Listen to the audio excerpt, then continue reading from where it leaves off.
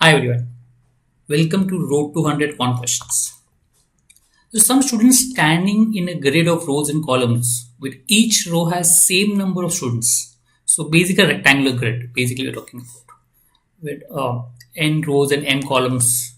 Also number of rows and columns is more than 3. Which of the following should be number of students so that we know the exact number of columns? Now suppose we take 64. Now 64 is 8 into 8, so it can be 8 rows and 8 columns. But it can also be 4 into 16. It can be 4 rows, 16 columns, or 4 columns, 16 rows. So with this, we cannot find out. So with 64, we cannot find the answer, exact number of columns. If I look at 55, 5 into 11, perfect. But the problem is we don't know whether 5 is the number of columns or 11 is the number of columns. So 5 could be rows, 11 could be columns, or vice versa. So this is also not possible. But with 49, the only way is 7 into 7. So there will be 7 rows and 7 columns. We exactly know the number. So C is the answer. With 42 also is 6 into 7. We don't know which is row, which is column. So we cannot find out. So 7 into 7, we know the exact number of columns. 7. So 49 will give you the answer. C option. 5 friends distribute marbles between them such that total marbles with any of the 3 friends will be more than the total marbles with the remaining 2 friends. That means at least the 3 friends who have got, minimum should be more than the 2 friends who have got the maximum. Means any 3 friends. So at least the 3 minimum should be more than 2 maximum. If A received the highest number of marbles, what's the minimum value of marbles he could have received? If I want this minimum, that means these values should be high, this value should be technically low. Okay. Technically it should be consecutive number of marbles. Let's put numbers and check out. Let's see if I put 2, 3, 4, 5, 6. So what do I get out here? 9. I get out here 11. Difference of 2. Now every time I increase all the numbers by 1, these series will increase by plus 3. These series will increase by plus 2. Because there are 3 numbers out here. So they will increase by plus 3. They will increase by plus 2. So to cover up this 2, I need to increase these numbers by 3 at least. Every time the change happens 1. To cover up this 2 deficit, I should increase by 3. So you can make out it will be 5, 6, 7, 8, 9. 5, 6, 7 is 18. 8, 9 is 17. So this becomes more than this. Just more than this. So in which case the highest number becomes 9. You can keep on doing trial and error. So every time you increase this, for example 2, 3, 4, 5, 6, the difference is 2. If I take 3, 4, 5, 6, 7, the difference will be 1. 12, 13, the difference is 1. But 6, 7 is bigger. I want the first 3 numbers bigger. So that means to make first 3 numbers bigger, I have to increase by 2 more. That's where I get 5, 6, 7, 8, 9. The highest value A will be 9.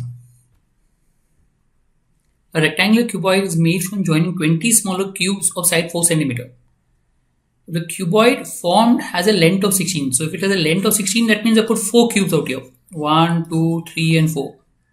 What is the sum of length, breadth and height?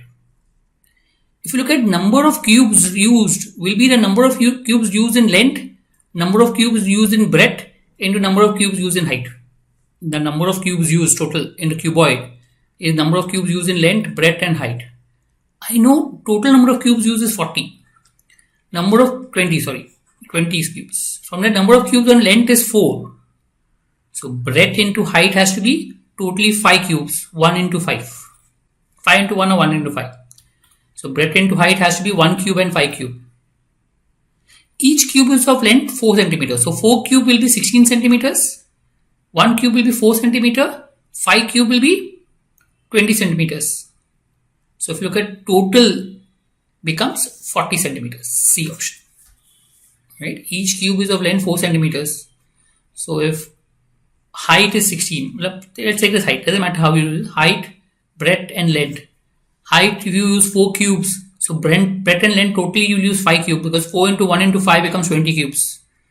So in that case, the height becomes 16 centimeters, breadth becomes 4 centimeters, length becomes 20 centimeters.